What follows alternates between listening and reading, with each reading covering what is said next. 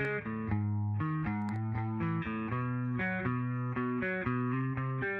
is. It's podcast day. We're excited. We're digging out there. What have we got? Ooh, yeah.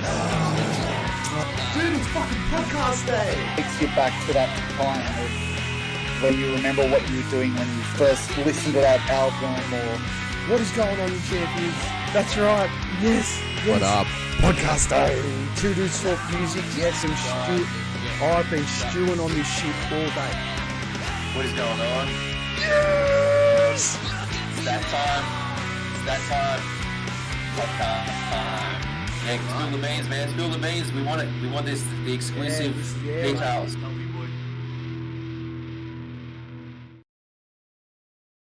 Hey, how we doing? It is podcast day, yes, my favorite day of the is. fucking week. How It's good is podcast this? day. Oh man, Right. what a Do we week. have a fucking doozy for you guys today? Holy shit! First of all, though, my man, how have you been? How have you been? Man, I've been fantastic. There's lots of new music out. There's lots of new stuff going on. So it's just happy days all the ways. That's good. That's good, man. How about you? Bro, I saw fucking, your tension stream, man. That was very good. Yeah, that was a lot of fun. That was a lot of fun doing that that practice stream with people and the boys in the chat having a bit of the old bants. That was good.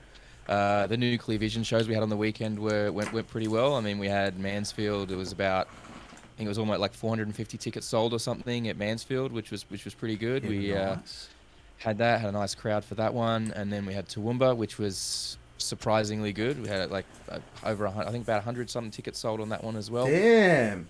And people came out early too. Like people were there from early doors all the way through, which Oh, was really nice. So the crowd was bumping. It was all going off, eh? Yeah. A little bit of a drama. Zach's car broke down halfway to Toowoomba, so fortunately the old Nuclear Vision drummer was organising this show and playing at this show with his other band with Chaosis. Obviously, you know CJ that we had on the podcast previously. So CJ was there, and we hit him up and we're like, man, is there any chance you could fucking step in? He goes, yeah, no worries. So yeah, he sat in on drums for it, which was crazy. We barely had to change the set at all, and it was just, that was a weird experience, but it was really good. It was lots and lots of fun. Anyway, I don't think we should waste any more time. No. Man. We need to get to this. Oh no. This is a big. This is a big go. one. So, Let's go. ladies and gentlemen, Oh. we have with us today an amazing guitar player and singer and songwriter. He is from one of the most well-known, well-liked metal bands in the Sydney scene, in the Australian scene. If you've been in it at any length of time, you know who I'm talking about. Bring on the maestro. It is Dan from Red fucking B. The goat. My brother. The goat himself. How you going? My brother. Thank you so much. It is amazing to see you. It is awesome. Thank you so much for jumping on this. I do know that your time is a little bit limited, but we really, really do appreciate you coming on to have a bit of a chat with us today, because I know you guys got a lot going on. So we wanted to have a quick chat about that. Oh, and no, fuck, dude, am I allowed to swear? Sorry. Yeah, about man. You absolutely are. Fuck, shit, piss, cunt. You can swear all you like, man. This is we mark it as not for children. So if there's any children watching, I'm really, really sorry. Go and ask your parents what those words mean. Yep. I'm stoked to be here. I'm really stoked. Good to catch up with you two dudes. I really enjoyed our conversation last time, Beer Buddy. It was fucking fantastic. It Now was, we're man. adding a mix, and it's going to be hopefully Yes. even better. Oh Yes, yeah. He keeps me calm. I keep him grounded, slightly less rambling than the other one. So yeah, man. So first of all, yes, thank you so much for coming on this podcast. This is awesome. We've been, we like to bring on some, friends, people that we know have interesting stories to tell and are doing awesome stuff in music. So, and as we said, you guys are really busy at the moment because you guys are actually writing and recording your next. Is it an album you're looking to do or an EP? What's the plan with that? Or can't you tell us yet? No, of course I can. To tell you the honest truth, I don't know. It's hard to say at the moment because it's an evolving thing. We're trying something a little bit different. Like we're trying, I mean, you would know from doing albums and stuff that it takes us a while to write an album, and I think that we like always love the idea of like you do a demo or something, and it's got that fresh energy in that demo from where you've written it straight away. Do you know what I mean? Yep. So at the moment, we're sort of doing a song at a time, and I don't know whether that's going to be an album or whether we're just going to continue to push singles all of next year. Like, but we've got a fair bit. Like, Okay. I mean, I've easily already got, man, I have about 2 albums worth of material. Like, but it's like, yeah, we're doing it, basically doing it a song at a time, basically. Okay. Awesome. And so it's just going to kind of end up being whatever it ends up being. You guys have got a bunch of songs that you're working on that we're likely to do next year, which I'll tell you what, I cannot fucking wait, because any new shit from you guys, it just fucking tickles me or just right. I tell you what. So, and you guys are recording that yourselves, and is that the first time you guys have taken that fully on board yourselves? Yeah, like I've done a lot. We've all done a lot. Like, a lot of our, we demo all of our songs in the past, and a lot of the time, we would demo the songs, and then I would get massive demo-itis. Do you know what I mean? Where it'd be like, and and looking back, it's funny when you get, we get this demo-itis, and I would get ultra pedantic in the recording process. You know what I mean? Thinking that, almost trying to duplicate your demos, and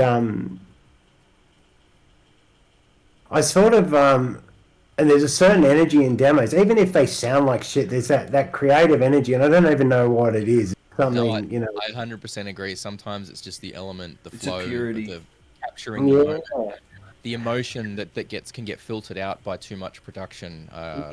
Totally. More clear on demos, I think. And also, just being. So look, and we're not. It's also, doing an album costs a lot of money as well. You know what I mean? So, and I love recording, man. My idea of a good time, seriously, is like sitting at home on a weekend, fucking recording heaps of guitars, then going to work on the train and sitting editing and doing all that stuff. Like, I love that shit. Like, I can do it for hours on end. And, I don't know, I've sort of gone off topic here, but yeah, that's you're sort right of on topic. Oh man, thanks. And so look, I suppose the idea was we started doing some, and especially with the last round of the demos that we did, we were like, these are starting to sound they're starting to sound good. Don't get me wrong. So we're recording it and we're engineering it, producing it ourselves. So that feels really pure. Do you know what I mean? Because it's coming straight from us. However, I still am going to a trusted person to do the vocals and then mix it, because that's the part I actually find hard, is doing the vocals. Like, I love someone else to be there and it to be intimate, and I don't have to worry about pressing record. So at the moment, we've just got our first mix of our first song back, like last week. That's exciting, man. It is exciting, man, and it's we're doing it with Chris Blancato again. So what stuff's he done with you guys? Well, he did Silent Enemy with us, that album. Okay, yep, I know that. And I really like the mix of that album. Yeah, I really like the mix of that album and what he does, because he's funny, because he's not really from our. I suppose it goes back to those classic albums, like, geez, not that I'm comparing myself in any sort of way to these albums, but like, the Black Album when.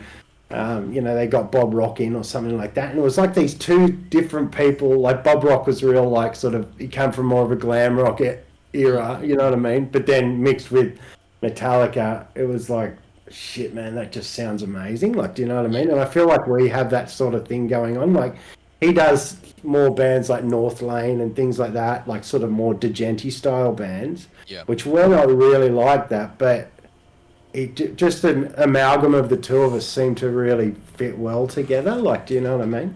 Definitely, and sometimes partnerships like that can create a unique sound as well. Yeah, you guys are like, no one else sounds like you guys. Oh, thanks. And I think look, and especially in terms of the vocal department, I think it's very, because I mean, look, your Australian voice very much comes through.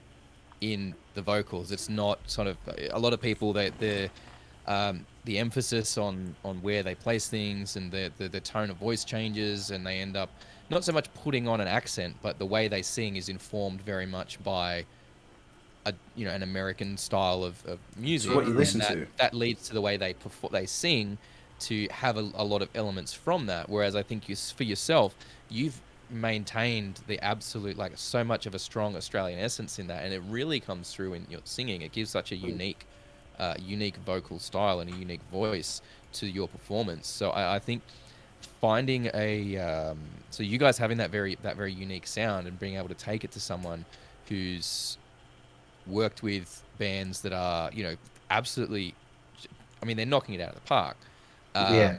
And he's bringing that and applying it to something a bit different, and it's just creates this unique sound, and this unique magic, I think, that really, really works, and it makes for a very, very strong combination, I think. So if it's the same guy that did Silent Enemy, this stuff's no doubt it's going to sound just as incredible. And This last one we got, it sounds so fucking huge. It's ridiculous. Like the bass on it is, because it's this track that we just finished. It's a funny track, man. It's sort of like it's like the first half of the song sort of repeats the same thing the whole way through, and then at about the midpoint of the song, it just goes on this sort of fucking journey, and a riff journey, and then a bridge, and then a fucking clean bit, then back into a chorus. Anyway, but the thing with it is that first half, it's almost it's got a dance music vibe. It's like one riff that's like two notes that repeats, like but in sort of different dynamic ranges. You know what I mean? So it really lent itself to having this monster of a fucking bass tone, like, and it just sounds. You're getting me. So, Yes, you get me. it sounds so huge that at first you were like, I don't know if this is right or not, and then it's like, fuck it, no, it feels really good. If it feels right to you guys, then it's right. Yeah, exactly. At the end of the day, if it feels right to you guys, it's right. I think there's way too much stigma. And look, Kyle and I have had this discussion on the podcast before about an expectation of bands maintaining a certain style just for their fans' sake. And I mean, look, I mean, you mentioned Metallica before, right? Like, Metallica is a band that you look at them in their place in terms of the quote-unquote big four, and there's a reason that Metallica is the biggest, and it's not necessarily because they're the best players or the best songwriters. It's because they've diversified. It's because they've gone, all right, we did the thrash thing, then we got to the night, we wanted to do something different, so the 90s came around, they felt like playing something different, so they went in and they did the Black Album, and then Load and Reload, and then the 2000s came around and they tried something different again with Saint Anger, and they've changed again with the more recent albums, and it's just you're changing your sound, and they've said it in interviews of like, if we want to go off and do a country album, we'll do a country album, and they kind of did with Lulu, I guess. But isn't it, to be fair, that every Metallica album is just a heavy country album? I mean, that argument could be made. Maybe we can have an in-depth analysis on that in a video at some point. But I mean, yeah. So if you guys were wanting to change your style, like, it's something that you guys have to do for you, because you guys you're all very creatively driven. You do what you do for the love of the music and for the love of playing music. I know that for a fact. And I mean, we were talking about it before, like, your songwriting evolves over time, right? Like, you look back on that EP from the late 2000s, and you're not necessarily the biggest fan of that anymore. Where, I mean, I still fucking love some of those songs, man, but that's just me, right? Like, or even you go back even further to like City Lights and stuff that you guys did before, and that is so different. And you listen through from there all the way through Ictus and then Silent Enemy, and you can just hear the change and the evolution in your sound. So for a band that's always evolved and changed, so I don't think anyone could reasonably expect that there wouldn't be more of that coming from you guys. Especially after Beautiful Wreck. I mean, that you guys, was just so big. I could only imagine if you're saying this, is this next lot going to be bigger than that? On It's big, to me. It's already bigger sounding, Yes. but it's like it's simpler. It's yeah, like awesome. super simple. Like it's like, but we've always been simple. That stuff's not hard. I like the journey more so than I don't know. I'm just lately I'm loving. You know, say it's big. not hard, but you're the only band I've known that's written a metal song in 10/4 time. Okay, so I don't know. So are you finding that doing more of this process yourself is that something that you think is impacting your songwriting, or is it just allowing you to feel more satisfied through more of the process before you know, if you're following what I'm asking there, if that makes sense. For sure. I think no, I don't know if it's impacting the songwriting because that'll always. And I was, I was sharing this in the last time we did this.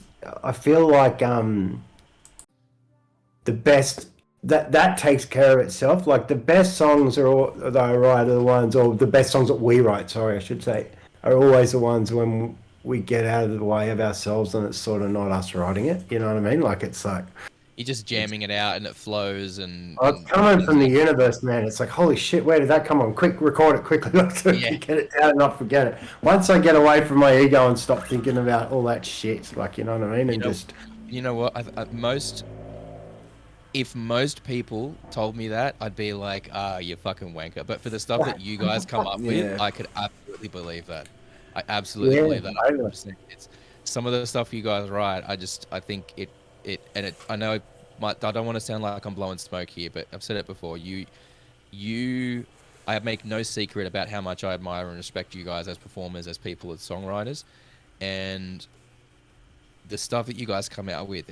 I can't imagine how anyone could think about writing something and come up with some of that. It has to come from thanks, man. another, like a place of you're just in the groove, you're in the vibe, in the moment, and it just flows out of you. And He's then a you're musical like, okay, genius, I hope I can remember to play that next time. You are. Yeah. And the fact that you're telling me this stuff sounds huge, I mean, that's really exciting for me as well. Because whenever I'm trying to describe you guys to anybody, I'm like, they're a 3-piece, but they sound like there's 5 or 6 of them. even when you're on stage, like it sounds like there's more people in the band. It sounds way too big for a 3-piece. That's cool. I still don't know how you guys managed to achieve It's that. the same description I give. Just think, they are the biggest 3-piece you have ever heard in your life. Yeah. Thanks, man. I think it's easier with that 2 guitars. Like, me and Jimmy have always had a thing because me and Jimmy jam a lot on our own as well. So it's like, and then me and Danny will do stuff. So it's like gets split up. Do you know what I mean? So it's like, especially that thing of really locking the guitar and bass in. And because we don't have a second guitarist, it's like Jimmy's got the hard job. He's got to try and fucking replicate what I play with fingers on bass. It's like, that's the fucking hard work right there. Like, And that's but really, seriously, that stuff it's not hard. Like, it's not, You should do playthroughs on YouTube. That'd be awesome. yeah, that'd be cool, man. That'd be sick. I should do that, actually. I should. Something like that. That'd be really fun, actually. Get the boys in on Break it it too. down riff by riff. That'd be awesome. That'd be sick, man. Well, I tell you what, talking about techie songs, so just before, I don't know when it's going to come out, we have got one song that we're going to release pretty much within the next month or hopefully before Christmas. Now, but the thing is this song was recorded, so when we recorded Beautiful Wreck and Killing Time. Have you guys seen the Killing Time clip? Yes. Where we all kill each other? Yeah, I think so.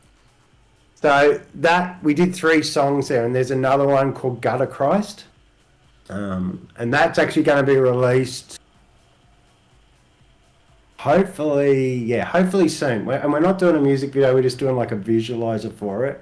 But it feels old now. Like we did it before COVID. Wow! But it's probably one of the most techiest songs we've ever written. Like as in like just full blown crazy shit going on. Like really crazy. I'm very, very excited for that. Yeah, I'm looking forward to getting it, just almost releasing it. It's like it feels like Yeah. it's old now or something. Been Do you know sitting what on I it, mean? and you just want to get it out there. You want people to be able to hear it, and you can. Yeah, exactly. Just sort of speaking on what you were saying before about, because I can hear it in your voice compared to the last. Like, not saying you would. You can hear the energy back in. You got this fire. Yeah. When I spoke to you last time, you went flat. I don't know how to describe it, but I'm speaking to a different Dan today. Oh, really? That's cool, man. Like when you're talking about getting back into doing the demo stuff and Oh, the yeah. purity of it, you can just hear the fire. You can hear a fire raging in your belly. I can't wait to hear what's going to happen. Yeah, man. Thanks, man. That's cool. Yeah, I mean, we've all got lives, and I've got some personal stuff going on with children that's challenging. Like, do you know what I mean? That is not challenging in any sort of way, but beautiful, challenging. Don't get me wrong, but that sometimes I worry about one of my kids at the moment that's got Yeah. autism and things like that, and that might have been why I was a bit sort of, it's made me look at life a little bit differently, I think, lately. Like, you know what I mean? He's such a beautiful soul, man. Like, he's just don't know how we got onto this, but he's music obsessed. Like, That's awesome. he's awesome, man. That's So good. he has Yeah. he I has mean, look, four coming- Kiss com- figures, and they go everywhere with him. He's got to have these 4 Kiss figures everywhere, or else, like, yeah. Anyway, I won't talk too much about him, but he is, Oh, that's okay. the light of my life, man. And yeah, just I mean, I don't even know how I got onto that. I'm sorry. No, that's No, awesome. nothing to apologize It's for, man. passion, Like, I man. mean, it's. I mean, obviously, your kids are going to be a huge. They're going to be one of like the most important thing in your life, and that they, 100%, and that's 100%. that's amazing, and it's so good that you're able to share that musical interest as well. Yeah, And I mate, think, he is like unbelievable. So I mean, look, and coming from a family like yours, man, like with you, and with Jim and everything there involved in his life, like there's no way that he wasn't going to be Yeah. interested in music. There's no way he wasn't going to be a musical kid. Like they're all musical. Like, I've got 5 now. 5, man, 5 you've been, kids, you've yeah. been busy, man. And they're all musical, man. That's My awesome. 2 oldest boys are You got incredible. a band built in. You got a band built in right there. Like, That's what he does. He hides the kids backstage, and they all play guitars and stuff. it finally That's how they makes do it. sense. It finally makes sense. The secret's out. Right. So okay. Well, we're talking about some of these new songs there. Is there a chance that we might hear some of these at the Tensions Arise reunion show in Sure, February if I- that you're playing? Both of the new ones at Tensions Arise show. Yes. Ooh, okay. yes. This is good. So yes, again, if you're, by the way, if you're watching in today and you've got some questions, throw them in the chat. Like, share, subscribe. Let's do all that good stuff. Throw them in the chat sooner rather than later, because we do only have Dan for a limited time tonight. Yep. But throw them in there now. Say hi. Like, share, subscribe. All that good stuff there. So there, for those who may not be aware, I mean, I've been spamming the hell out of it, but yes, Red Bee is going to be playing the Tensions Arise reunion show Saturday the 4th of February at High Street Social in Penrith. How long has it been since you've played in Penrith, dude? We did one we did one on the Silent Enemy tour. I think it was actually the first show of the Silent Enemy tour we did. Yeah, it and it Patterson? was a Metal Down Under or one of those. I can't really remember. Okay. I don't know where it was, but I can't. It was sort of upstairs. There's this new one called the Soundgarden. That's where we're playing. Yeah, that's where this one's going to be. Yeah. That's I'm gonna looking be forward cool. to that. That's gone in since I left, since I moved up. So Yeah, I'm really keen to I've see how never that been there goes. before. Apparently the owner is really trying to like revitalize sort of a live music scene in Penrith, similarly to the way Tattersalls was a number of years ago. You remember when Tattersalls Yeah, went really man. hard on the live music for a couple of years? Man. How good were those? When you told me about doing this, and when I saw that show, when Kazi messaged me, I think he emailed me like some ridiculous time, like, because I'm up early, I get up at like 4. I think he messaged me So at does 6. He's an early riser He's like me, and he's like, "Would you be interested in doing this show?" And straight away, it was like, I didn't even ask the guys, like, yeah, we're going to do it. Yeah, that's It was amazing. not fucking- because, I mean, and it's a little bit nostalgic here, which I hate getting nostalgic because I believe in sort of moving forward. But they were fucking great times, man. Like there was Mm-hmm. Nazjap, you guys, Acid Nymph, Yep. Dawn Heist, all these bands from around that area. Do you remember they put on that Devastator Fest and all this stuff, man? They were fucking good times, man. They Were were. good times, and we're all cutting our teeth. You know what I mean? Yeah. I haven't heard that Fucking name. hell, I Dawn mean, High's been 20 dropped in a long time. I know, man. They were fucking good. Hey, like they were fucking good, man. Yeah, man. And Yeah. 2005 to 2010, man, that was some wild The Sydney metal times scene was in fucking Sydney at its metal scene. peak. That was insane. Peak. And I mean, look, some of the other names on this show as well, man. Like I know Tomorrow's New Format has like ex Horrorwood Mannequin, ex Hazmat. I mean, Kazzy's in the chat. He's actually Yes. said he's so honored to be having Dan and Red B on this show. I'm sure Kazzy can probably drop us some stuff on some of the old timers that are coming through with this show Yeah. as well. And Ramstein, Um, Epic 77, thank you very much for the follow this evening. Oh yes, thank you very much for that follow as well.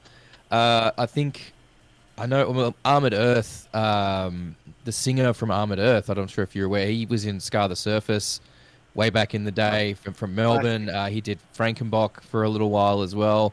So that's another throwback too. I think he's going to jump up with us and do something maybe. I don't know.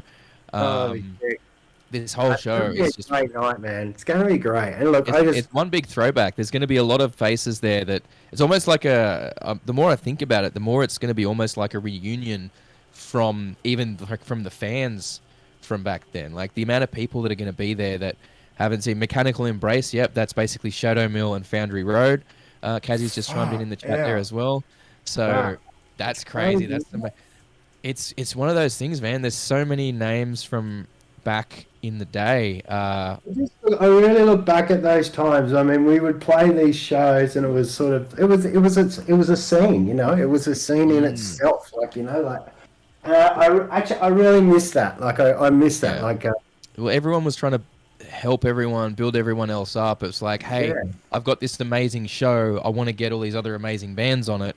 But before it kind of turned into being a bit more competitive of like, oh, I've got this amazing show, so we have to be the best band on this show, you know? And I don't know what happened, or I don't know if there's been a similar reset.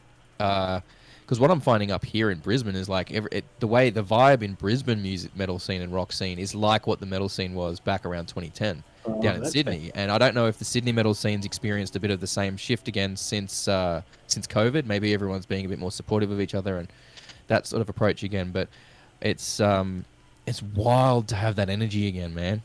It really, really is. And I'm so excited for this show because it's the amount of old faces that are going to be on this show is wild, and I'm so fucking excited. Ages as well. That's fucking great. Licensed all ages, yeah, licensed all ages. So that's going to be even better. People, I ought to try and contain myself for a whole day.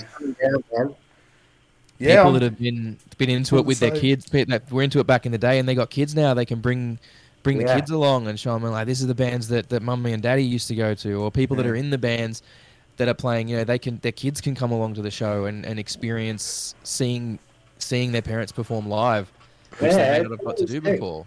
Wonder if any of those stories have come out. You were conceived while that Red B set was playing at the Tatterstools.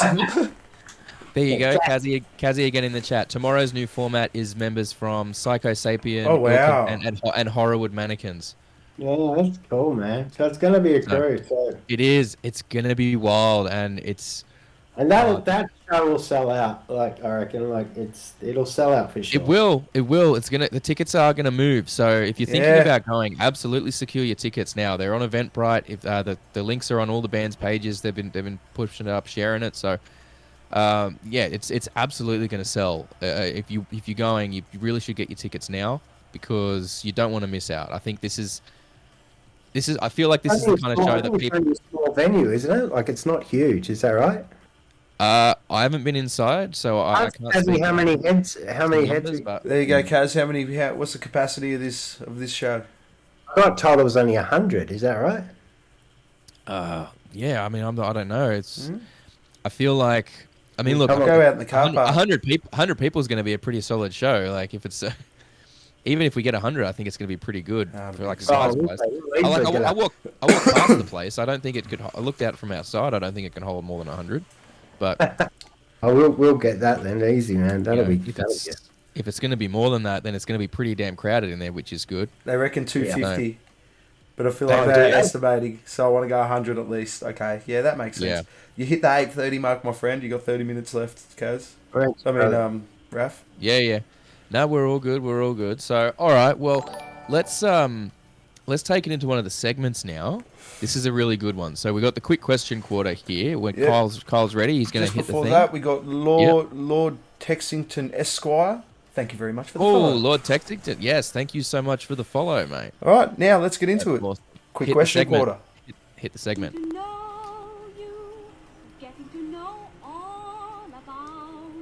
Ba-da-ba-ba-da-ba. Yeah. All right. So, quick question quarter. Basically, we got some rapid fire questions here. They start easy and they get more difficult as we go further down the list. And the idea is we just want, the people watching. They've likely seen you on stage. They've seen you perform. They may have spoken to you briefly, but they might not know you particularly well. So this is an opportunity for the fans, the people watching, to maybe get to know you a little better as a person, as a musician, and learn a little bit about what makes you tick. So let's go from here. So first up, what was the first instrument you ever started playing?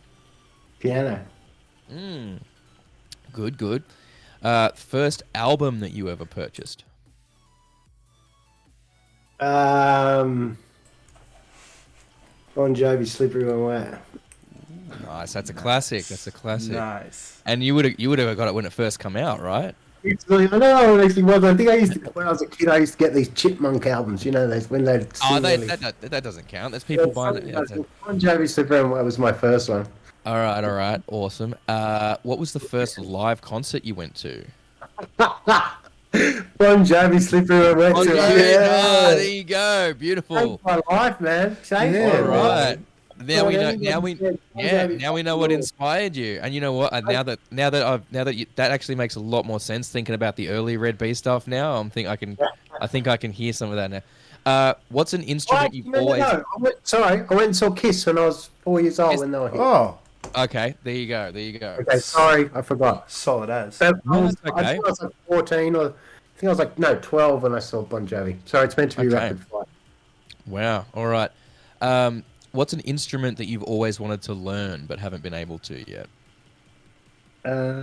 Saxophone. Ooh, saxophone. Nice. I think you get a sax solo in the next Red B album. Have you ever heard Alan Holsworth, that guitar player? A massive fan of his. He doesn't like guitar. He's a jazz fusion guitar player, and he wanted his guitar to sound. He wanted to play saxophone, but his dad couldn't afford to buy him a saxophone. This is when he was young, so dad bought him a guitar, and he's my favorite guitarist And he wants to make. His whole idea was to make his guitar sound like a saxophone. That's pretty crazy. It's the most beautiful guitar playing. It's like real smooth, like that legato sort of style. Yeah, wow. Which I've always been obsessed with. Anyway, sorry. Awesome. Quick.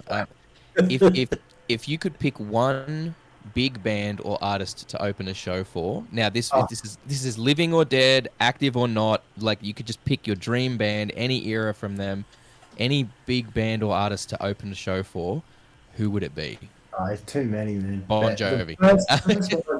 Yeah. First one that comes to head is Led Zeppelin, man. Led Zeppelin. Oh, amazing. That'd be... Oh, can you imagine? Wow. Prime Led Zeppelin and Red B. Oh. That's okay. Who is an...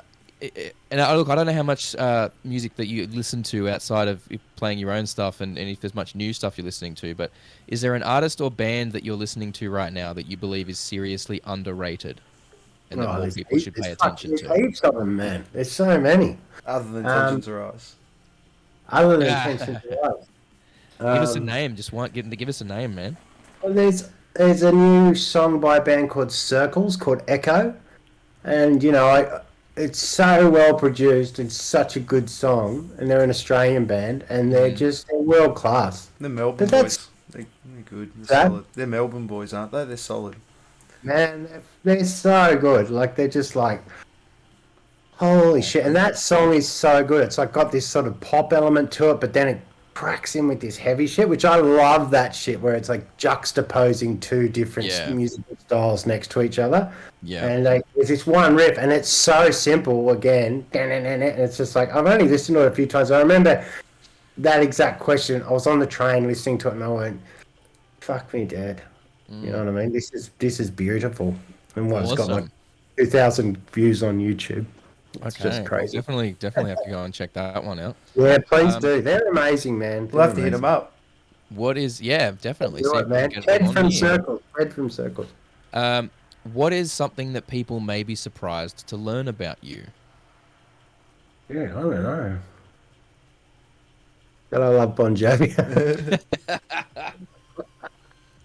I'd say that counts. Okay, here we go. Now, I can't think, man. knowing some of your thoughts on your older stuff, this might be a good one. What is the cringiest band name or song name that you've ever been involved with? Hot Titty. Yeah, I knew that was going to be it. I can't believe we call a song Hot Titty. The people start screaming out in shame. Right? What the fuck? Dude, we couldn't decide what to call this song, right? And it was when we'd first gotten together. I think it was actually the first song we wrote, me, Jimmy, and Dunny, because Dunny had just joined the band, and we loved it. That intro, Dickerton, we thought it was like the greatest ever. Anyway, pretty damn good. Oh man. Anyway, we couldn't think what to call it, and Dunny goes, "Hot Titty," like this, just out of the blue. Well, that's it, and I can't believe it. Hey, those are some of the best. Yeah, those are some of the best band names going. And all right, last one on here, and I don't know how you go because you're such a nice person, so you might not want to answer this one, but we need something. What is your most controversial musical opinion? Yeah, I can't answer that because my problem is this is probably controversial in itself actually, is that I believe that no matter what you're doing, as long as you're creating whatever it is or whoever's doing anything, it's all fucking good. You know what I mean? And that's all that matters, is that you're actually doing it. Like, it might not be my cup of tea, and it might not be, you know, in such a world of people critiquing stuff and online and you know, there are no bad songs. Essentially, is your I reckon as long as people that's are pretty doing controversial because I think that could be considered controversial. I mean, people will definitely certainly disagree with you there. So, there we go. All right. I listened to the new Drake album. I disagree with you. What is it? New who album? Drake album? The new Drake album. I disagree with you. All right. There we go. I try to find good in everything. Like, you know what I mean? I really do. I know. I didn't used to be like that. Man, when I was young, I used to think Yeah, I think everyone goes through that stage though. Everyone kind of has the stage of, I gotta hate on this if I'm gonna be like in this scene, or I gotta do. You get tunnel vision. vision. There we go. That was the quick question quarter. Kyle, if you would please, let's move on to the next segment. My favorite. Oh yeah, let's do it. Yeah. Hit it. I'm getting nervous now. Oh. Yeah. So it is. What is it? It's called the Fuck Off Files. The Fuck Off Files. What is it? Being Fuck Off Files.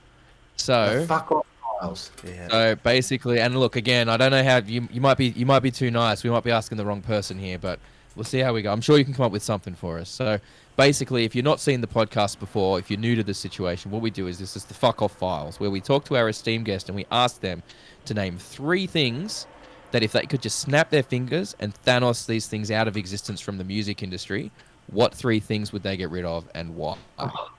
Far out, man. And they can be as deep and as serious or as lighthearted and superficial as you want. It can We be have had within the all scene. It range can of be about punters. It can be about we have anything involved. we have had all range of experiences. We even had someone say they'd get rid of slap bass if they could, and I don't know why you'd want to get rid of slap bass. Yeah, But that was so lucky. That was like the gods aligned, and you were not meant to Who be No, I on the wasn't street even that meant to night. be. said that? Who said that? I think it was one of the Chamberlain boys. We It had the was. Chamberlain on. It was an episode I wasn't on, and it just so happened to be that when I wasn't there. And I'm like, lucky they said That's- it on the episode where the bass player wasn't there. You know. That's classic, man. But yeah. So if you can just think of a few things. That, like I said, they can be lighthearted. They don't have to be really deep. They don't have to be hateful things. They can just be, if there's any elements of the industry that irk you or that don't sit well with you, and you wish you could get rid of them. What would they be? Oh man, I don't think I actually don't know if I can answer it because it's like It can be you know, drunk punters harassing women at shows. It can be bad sound engineers. It could be people not willing to pay for Let me think. Wow, that's a tough one, man. Mm, I just feel like we're so lucky. You know what I mean? yeah. I feel No, like we're get so that. lucky in this country that we even get to sit here and talk. You know what I mean? That we get to. I just feel blessed, and that to me means a lot. And so I try to view it. Doesn't mean I don't get nervous still about pulling people to shows or doing this and is anyone going to show up? Is anyone actually going to like it? And all that sort of stuff. But Well, I mean, that could even be the thing. We could even say that. Like the idea of the pressure of having to bring people to shows could be one. yeah, Right. Yeah. I mean, It's totally. because I mean, no that's, one likes that's, it. well, but that's, I also think that, and I'm getting serious. I also think that it's a quality problem. Like, you know what I mean? Like, for me, that's a quality problem. We could be living in Ukraine for crying out loud. Yeah. Like, you know what I mean? Yeah. we are definitely talking about first world problems. Yeah. And I understand, but don't get me wrong. On the flip side of that, other people have got stuff, and that's cool because that's their stuff. I just find it so hard. People not staying humble. I love creating music. What's that, brother? People not staying humble. And this is the thing. Like I knew, like we get you on here, and this is the thing. Like I said, I'll tell you what. Not enough legato. not enough legato. There you go. There you go. All right, there we go. That's number Legato, 2. people. Needs some more legato. Needs more. Love legato. I reckon My one- right hands, I've got a real bad picking hand, but give me let me that you that could, first legato. you know one I could probably I'll gift you one. Yeah, Don't be afraid to create. 100%. Man. Yeah. And that's it. It's like, I mean, that to me is what it all boils down to. Is that I mean, I love that part of it. Do you know what I mean? And I really actually honestly feel if I could have enough money, go and live in the country and build a studio and just continually write from there, I would be a happy person. Do you know what I mean? Like I would, that is my idea of, Mate, I'd go to the studio every day and I think if you could live that kind of lifestyle, the amount of music the amount of incredible music that would be coming out from that would be insane. yeah, totally. It's And one like, of those I still try to do that even now. Like you I've got with those reins off. You with those reins off would just be like a sight to behold. I think. Oh, thanks, man. I've got a new job in the city now, so 4 days a week I travel to the city, which from the Whoa. Blue Mountains is about two Yeah, hours. But the thing is, I Right. spend my weekends like recording into my computer, and then I spend all the train trip on my computer matching riffs together, trying this out, trying that, songwriting the whole time. And it's been just so amazing, and I just, I'm so grateful for that, and that I just love that space. Hey, That downtime, that 2 hours on the train where you can actually sit there and just go, I am working on this. No distractions. Yeah, exactly. No distractions, man. And it's like I reckon, it's taken me a while to get there because I don't know what you guys are. And this shouldn't. Sorry, I should make it more of a conversation, but I don't know if you guys feel like this. But it's like not the older we get, but the younger me, I used to like fucking procrastinate on shit and just, and sometimes just that whole idea of turning up every day and trying to work and writing for the garbage if you can, you know what I mean, and all that sort of stuff. That it's fully opened my eyes up lately, like, you know what I mean, and I love that. You got I that love grind that. mindset. Oh, totally, man, totally. It's good, And man. You got a lot of not focus. just that. Like I've been doing a little bit of, film stuff lately and different things like that as well. Like so, Right. Wow. that's been really interesting and fun as well, man. I mean, look, I love let's be real. Let's be real here. I mean, the songs that you reject are probably still incredible songs. Like, No, they're yeah, not. Some of the yeah. songs I reject, man, are shockers. I have a hard time believing that you would write a bad song. But let's be honest here. But The Beatles, and not that but like someone said to Paul McCartney, like how do you write so many good songs? And he goes, oh, because I write the other 90% of the songs I write are bad. Like, do you know what I mean? Like, I yeah, love I that. think You know what I mean? sometimes, I think for anyone, it can be a numbers game. You know, you can write if you write 100 songs, the 10 best songs out of that 100, just by law of averages, are likely to be really good songs. Yeah, totally. And I think that's where a lot of bands, especially younger bands that are starting out, they don't quite necessarily realize they got to come in with, they'll write 10 songs and then they'll record and release those 10 songs without Yeah. any, And that's without any that's thought, what we without did. any. Yeah. Yeah, Well, but you guys are really good at it. Yeah, and if you guys were able to, the 10 songs you guys would write, it'd be amazing songs. But You guys played most of the Soundwave. time, it's not. Most of the time, that's not the case, right? Like people will come up with 10 songs, and there might be 3 or 4 good ones there. Whereas if they were to sit down and write, 20 songs, and then go, okay, what are the 10 best songs? Yeah, All yeah. of a sudden, you have a far superior album. And like Well, it's you almost guys, like they pick themselves, you know what I mean? It's like you throw so much stuff at the wall, and it's like stuff that I thought was going to be like the most amazing thing in the world. Maybe the other two dudes didn't dig it, you know what I mean? Yeah. That was actually the last song on Silent Enemy, I think. That one was a tough one for us as a band because I loved that song so much. And that song means so much to me. Like, it really, really does. And,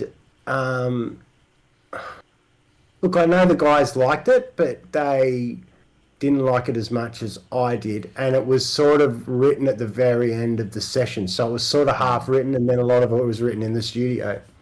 But I still back that song 100%.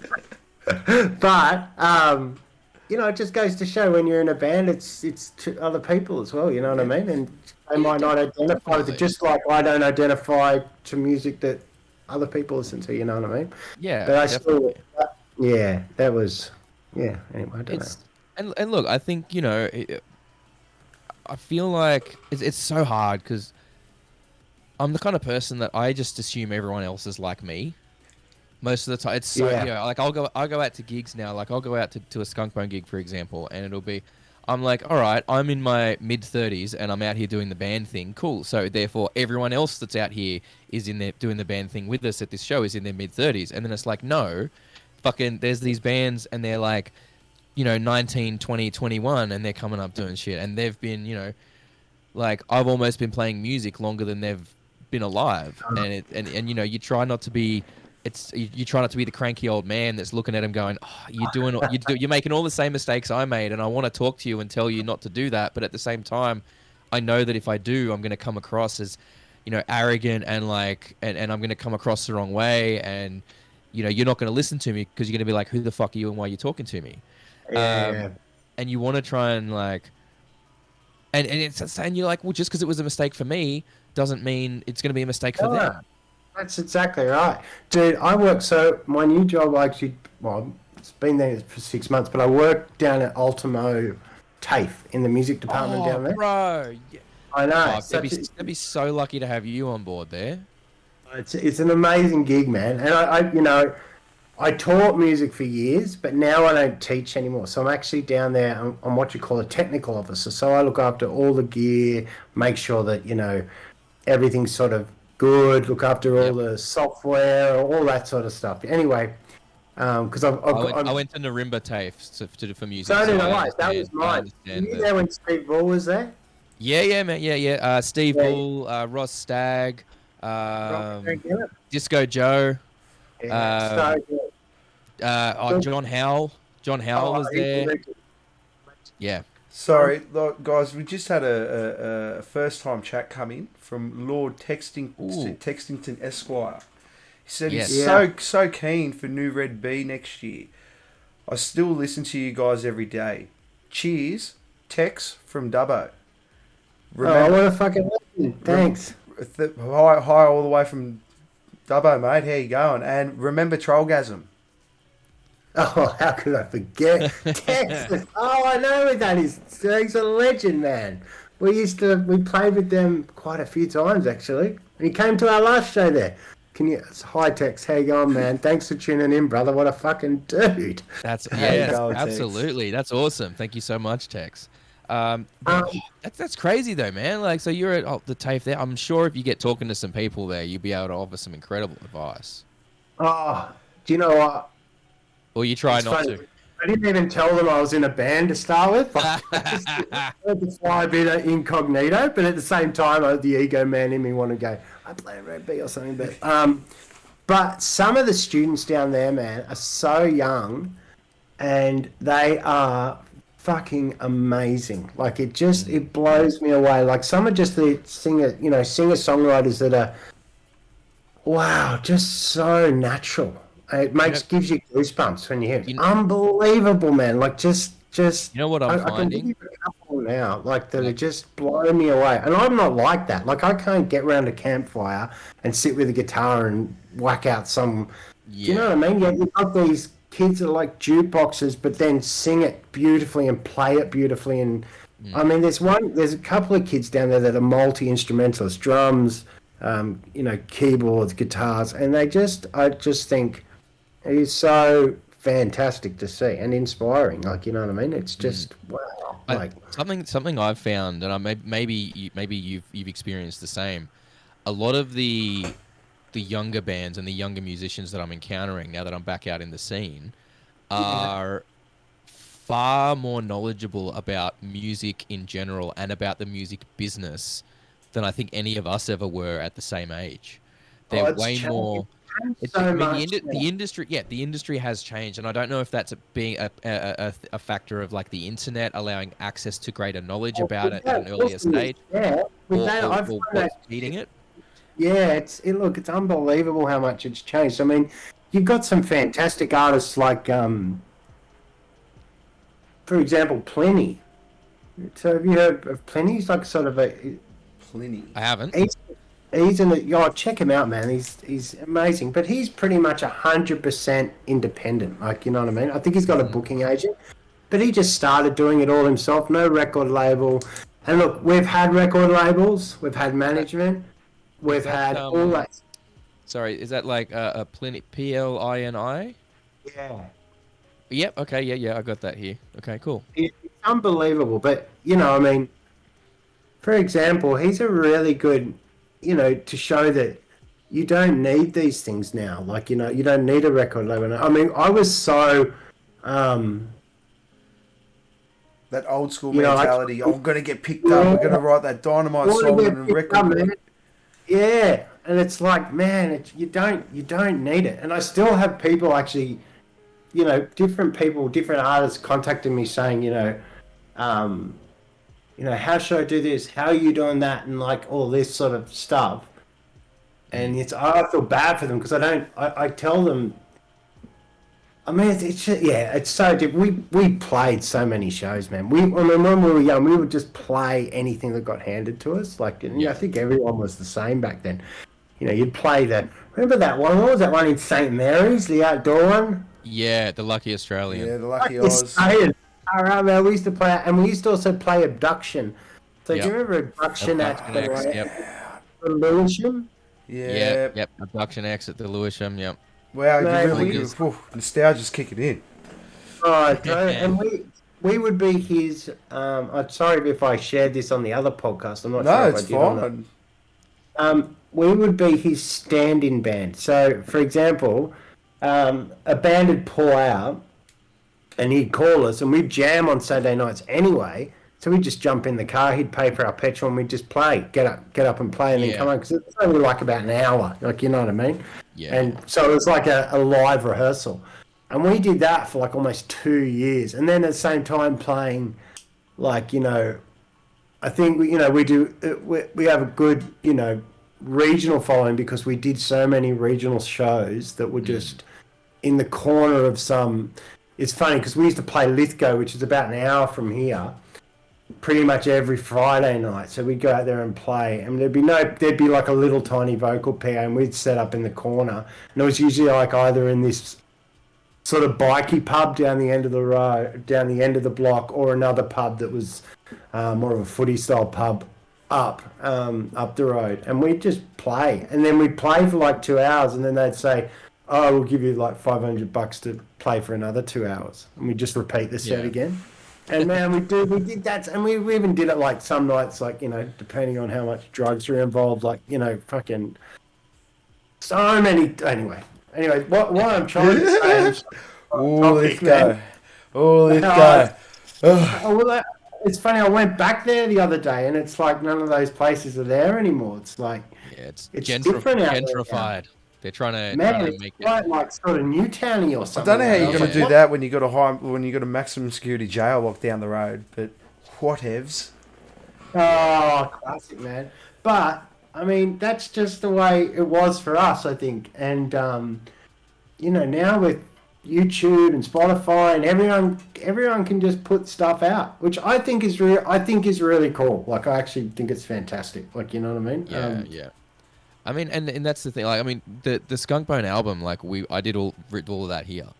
Like, we recorded all of that here in the studio here. Wicked And, recording. I you think got your own studio there. yeah. So that's what I got set up here. Plug it, Raph. And we did the Skunk Bone album. We just recorded all of that here, and I just did all the mixing and mastering on that.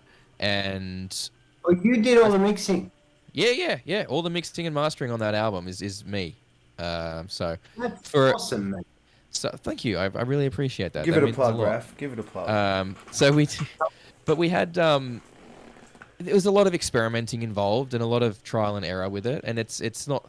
I say it's the first thing I've mixed and mastered, but like I've been doing stuff in a spare room in my house in some capacity for like 10 plus years, 15 years, right? It's just the first thing I've released. You know what I mean? Yeah. Like I had, when I was doing it at TAFE at Narimba 15 years ago, I went out and dropped $4,000 on a MacBook Pro laptop so that I could have, because it had Logic and I could do all of that and fuck around with that. And Is that and what now- do you use Logic in there or? no, I use Reaper. Reaper is my my go-to now because it's much cheaper and it is just pretty much just as feature packed. I might have to Google how to do something sometimes, but it's got Do that on all of them anyway. it's pretty powerful software once you know what you're doing with it. I use Cubase, and Okay, it's yeah. like, man, people go, "What, you use Spewbase?" Yeah. I All love right, it. But I love Cubase. I mean, my sugar used Cubase for fuck's sake. Yeah, There you go. You can't really follow that. So look, we got Lord Tex is in there. Reaper's the go. Been on it for years. Absolutely, mate. 100%. It's just as feature packed, pretty much as like Pro Tools or Logic, and you pay, I can't even remember how much I paid, but it was kind of been more than $100 for the license, and you're good to go. Like you can do just about anything on there. Now look, we've only got a couple minutes left, so Alright, again, man, we'll. it's all good. I can go for an extra You little can keep bit if going you for a want. bit? Oh, Yeah, awesome. man. All right, yeah. Well, let's keep going then with it. So I have one quick Are you- question. If we could, sorry. Yes. Now that you have the capacity to record all your stuff at home, and you're really sort of going down that avenue, Yeah. are you going to? So we were talking about the sort of EP stuff and stuff like that. Would you be more inclined now, since you're doing it a bit more artistically and I guess solo, to maybe Yeah. appease the algorithm gods of Spotify and YouTube and just like drip feed everyone bit by bit? I think you've hit the nail on the head. That's going to be the idea, and at a much more rapid pace. Okay. Yeah. That's going to be the idea. But in saying that, this started the first song that we just recorded and finished. It started off as a bit of an experiment, you know. It was like, can we do this? Number one, and you know, is it going to sound good? And it does. So, and so I think we don't quite know what we're going to do, but we've got quite a few songs. Like I'm about to go back in on. So the idea would be we were going to release this Gutter Christ song, and then we've got a whole run of shows coming up, but they're so spread out over about 4 months that we just thought, you know what? Instead of calling it a tour and packaging anything, why don't we do a single, play a show, another single, play another show, like that sort of thing. Yeah. Like that, which is we've never done before. It's always quick. You got to sort of, you know, try and do. I don't know. It's a different way of doing it. Maybe do it the other way around. Maybe go if you want to hear the single before it comes out, get to the show and you can hear it live before it gets released. We've been playing a few of them because I always love that idea of. Well, you guys have done that for forever, though. Like, you guys have played songs as instrumentals. Instrumentals before you even had vocals for them. Like, I can remember that. Because Nuances come out, man. And I always remember reading one of my favorite artists is Matt from Muse. And they used to do that, man. They would go out before they went into the studio under a different name of a band. Like they'd make up a name and just do club shows, rehearsing all the new material. Because I feel like certain things happen there, like, you know what I mean? Like, but then again, I mean, don't get me wrong, that's one way of doing it. So we have been doing that with with 2 of the songs. We've already played them maybe twice. Yeah. Anyway, so that's sort of the idea. Not too much pressure. Just you know, keep enjoying, because we're enjoying it, and I think that's what the cool thing is, man. Like, yeah, that's what's most important, though. Like, I think something when you're trying to make music and get it out there for any reason other than your own enjoyment, I feel like you have to sacrifice too much. That's something I've learned recently is like, what's more important than anything else in terms of happiness and fulfillment as a musician is making music first and foremost that is fun and that you enjoy playing and performing. Yeah, and for sure. If you're up there, and I get it, you know, there's sometimes you get bands like Radiohead with Creep, and they fucking hate the song because it's like it's up here in terms of popularity, and everything else you've got, like, so many people. Most people that know Creep don't know any of their other material, and that's the only thing that they want to hear. And so you can come to resent it, and then you don't want to play it. But I think realistically, for most people on the level that you and I are doing this kind of thing on, like, you have to be doing it for yourself first and foremost. Because if you're doing it for if you're not, what's the point? And people fucking know. Yeah, they know that you're not being genuine. They really, really do. Oh, you can trace through your music. It's all right, man. And you know that's. I agree. But again, that's another good example. Radiohead, man. Holy crap! Like, I mean, and the thing is that Creep song is it's an amazing song. I mean, how's the hook? Chung-chung. Yeah. Chung-chung. Just that hook, like, it's like brilliant. Like, it's just it's epic and brilliant. But again, like, I mean, Kid A, when that came out, remember how hated that album was? And it's like, I only get that album now. I get what they were doing, and it's the best album. Like, it's that and the next one. What was the one after that? In Rainbows. Those 2 albums, holy crap. It was actually my oldest son, that listens to them, and I was like, oh my God, they were way ahead of me. They were way ahead of everyone. Like, it's always the way, man. People never get it, and that's a beautiful thing with old music, or not old music, but music from the past, is that people might not have liked it then, but music works in waves, and all that old good stuff comes back, and it hits you in a different Yeah. way, and it speaks to you in a different way, and at that moment in time, that album wasn't meant for you. Yeah, that's right. Mm. That's right. I love that. I love that. Like, yeah, I don't know. Yeah, I don't know. What were we talking about? No, that's okay. So look, this That guitar was that you've so got, good. That was good. I like getting you- lost in the conversation. no, look, and that's the thing. I mean, like, I feel like given the opportunity, we could just talk about this shit for hours, man. So, but this guitar that you've got right here, you mentioned before we started. It was your first guitar, Yeah, right? Like, yeah. I've still how's got that? I've still got every single guitar I ever had. Oh wow! You So, know like, what it'd be? there's songs written on the guitars and stuff like that. You should find they're it. You should find an excuse to break it out at a show. I don't know, man. It's not working, but and it's Ah. single coil as well. Single coil. But I don't- If anyone could make it sound good, it's you, brother. thanks, man. Actually, I like the idea of experimenting with that, and I've always wanted to. Like, always think like, that sort of single coil Strat sound with heavy, like, Blood Sugar Sex Magic. I mean, holy crap! Oh, Just that, like. Dr- How good's the guitar sound on that? And that's all single coil heavy, and it's like that Hendrixy sort of man. But you know what? That's not me. I've always had this dream of being able to do so because single coils make you play differently than a metal guitar. Like not single Strats, man. Like they make you just because of where the volume tones are. You can't. And if you start like doing like palm muting and play Metallica riffs on the Strat, you just sound ridiculous. Like it sounds stupid. Like it's like. But then you get someone like, who's a good example? Well, I mean, I suppose Kante and yeah, you just need the right approach, the right touch to make it sing. I think any exactly. I'm so locked into sort of. I would love to go down a rabbit hole of like So I've never really been. I always loved that Hendrixy sound, but just never been able to play that. I think like, Man, you know what? I think if you could be given free reign on a solo album, I think that'd be a very interesting totally.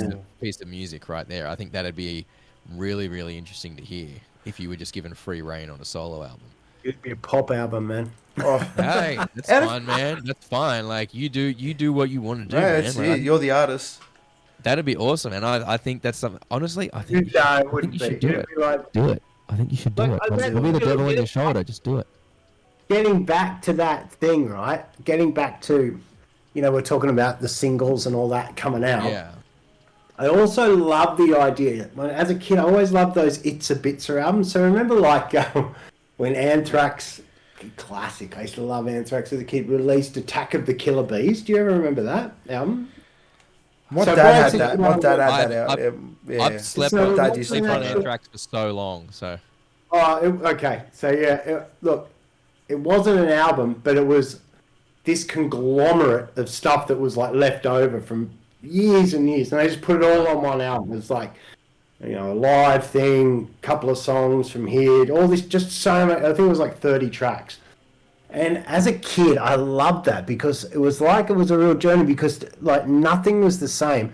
And I think, and this is a concept I've been thinking about heaps, like, over the last couple of years, is that, the way we've done albums is you go in and you get the drum sound.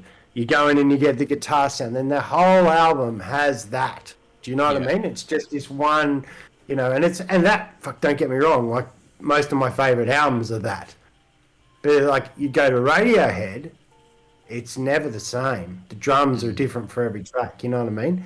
And I fucking love that idea for heaviness. So that's what we're doing in this. Like, we'll record one song, but then we won't use the same... We can't use the same settings because it's not at the same point, you know what I mean? We'll use different guitars. it'll be slightly different. different. It'd be slightly different, and things are going to evolve. Your equipment's going to evolve. The studio is going to, it doesn't Just matter the how. fact that you're not the fact that you're not recording it at the same time as well. Yeah, Like, exactly. just that fact, you can't go and replicate anything. And if you do, So that I does love. that does my head in. I'm like, for me, I'm like, if the only way I could do that for myself would be if I was only releasing them as singles separately. Yeah. Like I couldn't, Yeah. my brain would not allow me to put all that into a collection because I'd be like, it sounds too different. It's not, that's my Yeah. own like, Why also you have to mix every song differently at separate Yeah. times. You know what I Yeah. mean? It has to be. You couldn't do it all one, and I love that idea, man. Like I think that's Well, now it's sounds set now it's set up for that. Like the way the internet and the way Exactly. Spotify Yeah. works, it's basically Exactly. it's write a song, release it. Write a yeah, song, you're release better it. off having having Yeah. a new song out roughly every 6 weeks, 4 to 6 weeks, to keep the flow coming back there and the waterfall release approach to everything and that whole way. Like, it's just the industry's not the same. And I mean, Kyle and I have had the debate multiple times about whether this stuff's good or bad for the Yeah, music industry. I or for take it from a performers as punter. whole, I take it from a punter's perspective purely because I'm really not involved anymore in the Yeah. live Okay. music scene. so. So Hang on, no, give it to me. So what's the debate? I'm interested.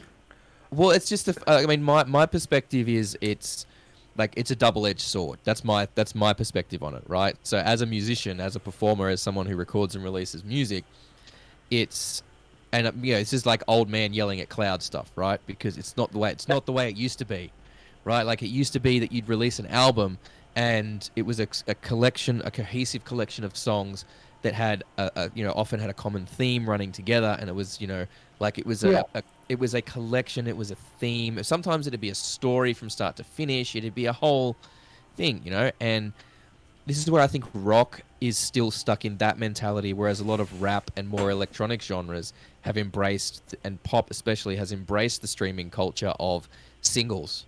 It's all singles now. Rap and hip hop artists will release drip feed like a song every month over the course of a year, and then at the end of the year they'll be like, "Hey, we got a new album coming out," and it's literally the 12 songs that they've just released, but packaged in an album. Yeah. And that's that waterfall release method we're talking about, right? And it's like, yes, it's good because it's good in the fact that it allows smaller artists to reach a global audience in a way that wasn't possible previously, and it allows, as a fan, as a music fan, it allows me to find artists I never would have been able to find or have access to before. But the low pay per song to artists, the model, the limitations of it, the fact that it takes away, it lessens the likelihood of you having the physical copy of the CD. So if you're listening to it and then it drops off the streaming service, and you can't get, you can't listen to it anymore, right? So there's the good and the bad in it. And I know Kyle's a big fan of it as a punter because that's his viewpoint on it now, which is like, it's awesome because it allows him to access so much music for so cheap. I do pay the primo one. Yeah. But it's like, as an artist, as a performer, it's like the way it gets, I mean, the amount that gets paid out of it is so little. It's completely not fair. Is ridiculous. Have you seen the Steve McKay thing he put up on YouTube? No. What's that? What am I looking for Okay, there? so it's the guitarist from 12-Foot Ninja. Okay, yep. And Stevic. Okay. Stevic. Yeah, Stevic. What did I call him? Steve. Yeah, Stevic. Sorry. And look, he has a great point, man. What he says, like, you know what I mean? I'm gonna have You to know watch what that I'm like? video. I'm so Switzerland with everything, so it's like, Well, look, the way I sort of see it is that it really comes down to writing an album is a lost art with musicians now, especially new and upcoming ones. The whole concept, the time, the money, and stuff like that, it's just probably lost. A lot of kids now, when they're getting their first rigs, they're not getting a guitar and an amp. They're getting a guitar and a laptop with all the plugins that they want. Yeah, totally. They can upload everything straight to YouTube. They can, I like Spotify purely for the fact that if I'm going to a show on the night, especially local shows, you can find out who you're listening to on the way there, and you can get sort of a rough gauge on what you're in for the night, which is Cool. good. And that's the thing. For me, I fully recognize that my attitude about it and my mentality about it is going out of style. Yeah. It's that it's the, like I said, it's the old man yelling at cloud. It's the things are different to how they were back in my day, and I don't like it. But that also, Side I mean, effect, look, I understand what you're saying. I understand what both you are saying, and I can see it from both point of views. absolutely. And I mean, the I, fact that I play Spotify, and then I'm going through a real fucking shrapnel records phase at the moment. Do you remember those '80s fucking guitar? If anyone knew that I listened to that stuff, and like Marty Friedman's first album and stuff like that, like Dragon's Kiss, and the fact that it's there. Like I always had to go to Utopia, yeah, all that stuff that was hard to beat disc. find, it's now right there. Yep. and in that respect, it's cool. And then you have It the is. other thing where it's like, it's I suppose, like you say, it's a double-edged sword where it's like, yeah, now everyone's got a piece of the pie or something. Like, do you know what I mean? But The only you know, problem is yeah. that the pie isn't divided out properly. It's you got Well, that's what- you got these CEOs getting paid billions of dollars, while the musicians that are making all the music can't even get a 50 cent. One, Oh, like, dude, watch that, we'll call watch one that we'll step- call one play $1, but can't even be like 50 cent. Man, watch that Stavic I'm thing, going and to. he I'm gonna talks watch I about will. he talks about how it can be fixed. There is a way it can be fixed, and the idea is that what Spotify have at the moment is okay. So, okay, imagine everyone pays. He actually breaks it all down, but just quickly, all the money that from the subscriptions goes into a bucket, right? Then, Yeah. depending on how many songs per artist, right? Like say, although Drake, for example, and all that, he'll get his percentage, and then it'll work like that sort of thing. You know what I mean?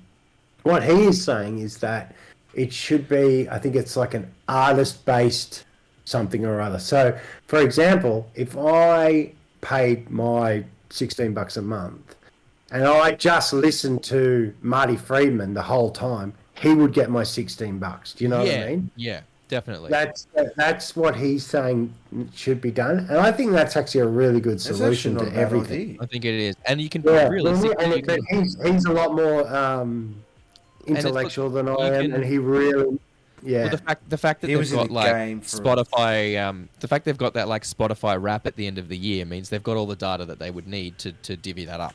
Yeah. Like they know how much you're can listening do to it. what, who you're listening Yeah, to, what artist and everything. Yeah. So yeah, it 100% makes sense, and something like that, maybe that's a fairer solution. I mean, I don't know the inner workings of Spotify, so There's a I don't movie know coming out about it the soon. thing, but yeah, something like that, I cool. think would be really, really good. I got a question for you, mate. Actually, that's something I've been pondering in the old noggin. Yeah. In the lead up to this show in February. Are we gonna be getting the 3 parts? But dude, I want to do the 3 parts. I want to get you guys up to do the 3 parts. I I would- want to do that song. That I would think be we've got it. one last time. I know you Oh, guys haven't done it in a long time, I know we haven't done it in a long time, man. but if The it's 3 possible, parts. at all, We'll that'd do be it. Just for amazing. you guys. Just let Jimmy and Dunny know, all right? We're doing the 3 parts. Yeah, Jimmy, Dunny, Alright. you're on notice. Yeah, you're absolutely on notice. We're doing the 3 parts, and it's They're gonna like be me. awesome. They don't like looking back. Like they like to go. I know. It's 10 pushing hard. forward, man. Like It's hard Don't- to strike don't- that balance. Don't ever Because you think. guys have been doing it so long. You guys have been doing it so long that you've got all this amazing material, and from the fans' perspective, it's like the fans listen to it and love it just as much as they did the first time they heard it. that's right. And That's for exactly you guys, right. it's like, oh, but we've played it as many times as some of the fans have heard it. You've played it more, and It's more selfish because we like to challenge ourselves. I think, yeah. Because always those old songs, you whip them out, man. Because we played them so much. It's like I could seriously play them all in my sleep. You know what I mean? Muscle Where the memory. new songs, total muscle memory, man. Whereas the new songs are like quite, they still feel a bit awkward or something. You know what I Yeah. mean? It doesn't. It's a more of a challenge. Oh, it's just you haven't hit that point yet. Like you know what I mean? And Yeah. um, Because you know what So I think the all biggest right, challenge for me is going to be? The biggest challenge for me that night is going to be staying sober not sober enough until we've played. Because that's going to be like a long ass day and so many amazing people, and I'm going to want to have drinks with everybody. I But know. we're not playing until late, so well, late. I say at the end of the night.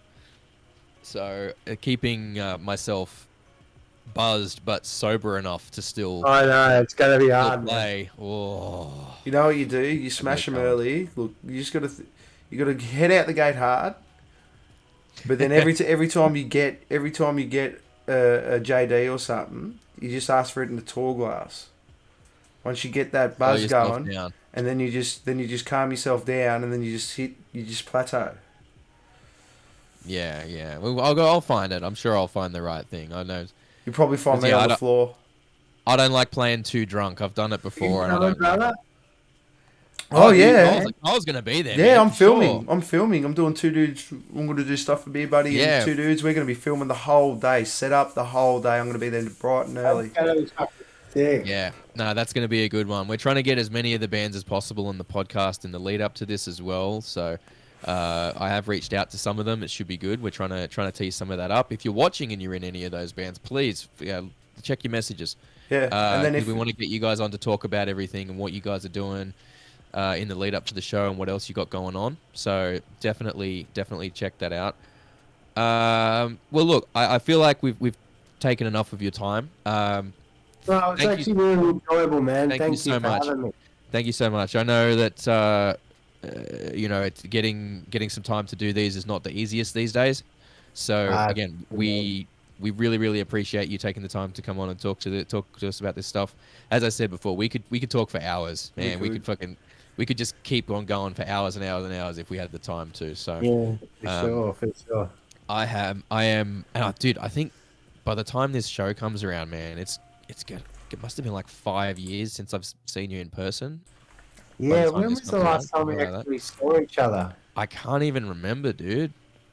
Like it would have been at a gig somewhere, but was it the Katoomba gig at where I had the face paint? Is that the last time? Maybe. You guys were filming I have to apologize for that because you guys were filming a film clip and my stupid ass was like, oh yeah, I'm gonna go out and I'm gonna wear face paint, and then I'm smack bang front and center in the crowd in fucking That's face awesome. paint while you guys are doing your fucking film clip of the That's live show awesome. in Katoomba. Yeah. But I think that might have been the last time. Fuck, 'Cause I don't know if I saw you guys after that. And how's Queensland treating you, man? Oh, We should probably bro. have this offline. I'm sorry. Yeah, that's all right. No, it's the heat and humidity is the worst thing about it. But I knew that was going to be a thing. I knew that going into it that I was going to like that the least. But no, it's pretty good, man. Like the music scene's really good up here. I'm meeting there's so many amazing music. The music. I've said it before. The music scene up here and the talent that's going on up here is insane. Like it So is whereabouts are you? Mate, I'm up. I'm about halfway between Brisbane and the Sunshine Coast. So I'm like, half my stuff is up at Sunshine Coast, half of it's in down in Brisbane, and it's pretty crazy. Like the talent that's gone around up here is off the charts. That's So, awesome.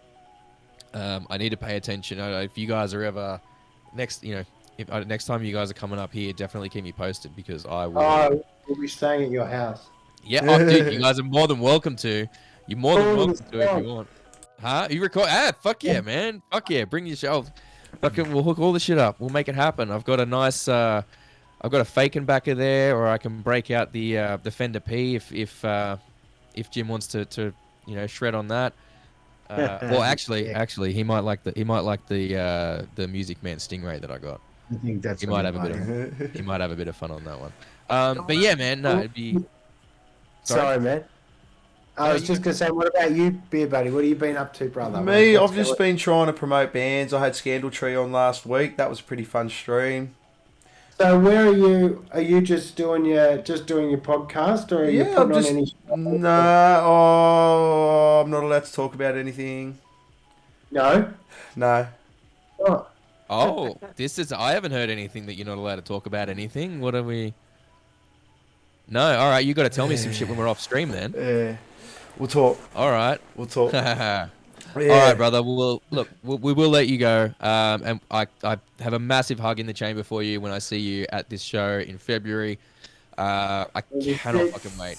I cannot wait. Thank you again for doing the podcast. Thank you for jumping on this show with Tensions Arise. I Mate, know you're the the whole goat. band appreciates it. Red B are You the guys are goat. absolutely, Can I ask you absolutely. something quickly before we go? Yeah. You're gonna think I'm such an old time, but what does the goat mean? Greatest of Greatest all of all time. time. Ah, no, I'm definitely not the goat. Oh, in the You Sydney are- scene, you are, nah, my friend. You got Red B you are the guys goat are. in the Sydney scene. Ain't nobody fucking with you lot. You guys are. If there's anyone watching that hasn't listened to Red B, what are you doing with your life? Sort yourself out. Yeah, do Go yourself on a YouTube favour. Music or Spotify right the fuck now. We'll have the and link listen to down. the whole We have the Spotify. We have the link to the Spotify in the description on YouTube whole straight shit. after. Because Oh, so it's gonna go. Will this be on YouTube? Yep. yeah, this is going to be on YouTube. It's going to go out on podcast platforms as well, which I will be updating those guys. I do apologize. I've been a bit slack in terms of getting the audio versions up on the podcast feed, but they will all be going up in the next couple of days. So, yeah, again, massive thank you to our esteemed guest. I cannot wait for this show in February and for this new music you guys are coming up with. If you're not following Red B on social media and all these music platforms, go and do it right the fuck now. Do you want me to send it to you now? I'll send you the new song. Just don't show anybody. Oh, Yeah, dude, oh, yes, please, yeah. please, man. Perks. That'd be Perks. amazing. Perks. Definitely, man. That way I can learn, like, I can get the headbanging rhythm down before the show. Because you got to practice this shit, man. It's like trying to headbang to Meshuggah. You got to. There's one condition. You got to either listen on a good set of headphones or a good set of monitors. One of the two. All right. Not Man, two. I got my HS8s here in the studio. Yeah, I got so... my JBL. I've got something to change. Sorry? You know that question. Yes. Oh, what would you change? Don't listen to music on your phone. Yes. As in, Yes. like, not through your phone like that. Listen to it through Yeah. headphones. Listen to it through headphones. Listen to it through good speakers. Gotta stop Absolutely. for the phones having speakers, please. There you Thank go. you, Rams. Thank you, Ramstein is epic. Yeah. Putting a link to you guys in the Spotify there. Thank you so much. Click All that. right, yep. We'll wrap this up now, but so you can get back to things. But thank you so much, my brother. I cannot wait to see you. I will definitely have a drink for all you guys. There's a round on me when this show comes around. Can't wait. I cannot wait. I am so fucking excited, and I will admit, slightly terrified that we're playing after you. You know it's yours. No, you're gonna smash it. What are Don't you be talking silly. about? It's the perfect team unison. Red B will set them it. up. You knock them down. Yeah. It is, That's but right. man, like you guys work a crowd, something crazy, and you guys are always so powerful and energetic on stage. Following that is always going to be a challenge. So, we're It'll be gonna. fine. That is literally how you make every band feel that follows you. It is. It's true, man. It's true. Anyone who says otherwise is lying. Exactly. Guaranteed. But look, you're amazing, man. All right. Thank you again so much, everybody, for tuning in. Again, like, share, subscribe, all that good stuff. Tickets are still available to this show. Go to Eventbrite, look up a Mosh Fest on High Street. It's gonna sell out. It's gonna sell out. Go and get your tickets right now because it is gonna sell out. This lineup is incredible. So make a move on those tickets sooner rather than later. You do not want to miss them. $20, I believe, plus booking fee. So get on there. It's licensed all ages. Bring the whole family. Bring your granny. Bring your great granny. Bring your all the way kids. down to your kids. This is going to be amazing. This is going to be a lot of fun. Bringing live music back to Penrith as well. I think we actually should reach out to High Street Social and try and get that someone from that team in to talk about. Yeah. But yes, again, thank you so much to our guest. If you can, mate, stay on for a couple of minutes once we end the stream. But we'll say goodbye to the viewers right now. Thank you so much, everyone. Look, we know, as we do usually, we sign off with this one. The world's been pretty rough the last few years. Please just be kind to each other. Be the kindness that you think people are going to need. This is what we're all about. I know it's what Red B is all about. Just try and, be kind, be positive.